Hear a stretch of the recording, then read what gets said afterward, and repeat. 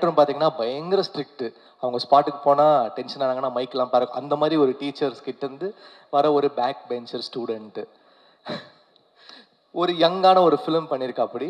ஒரு பசங்கள்லாம் வச்சு ஸ்கூல்ல ஒரு ஜாலியான ஒரு படம் பண்ணியிருக்காப்படி.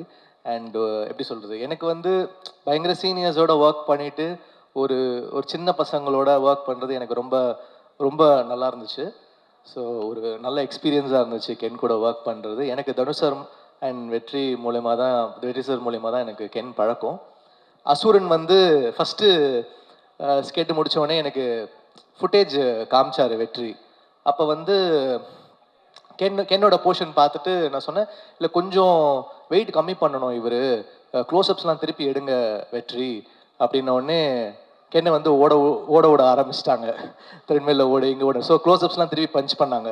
ஸோ அந்த மாதிரி நிறைய வந்து கென்னை நான் அப்போ டார்ச்சர் பண்ணேன். அதுக்கு திருப்பி அவர் எங்கள் டைரக்டர் கிட்ட வந்து என்ன செஞ்சார் தனுஷ் சார் கிட்ட வந்து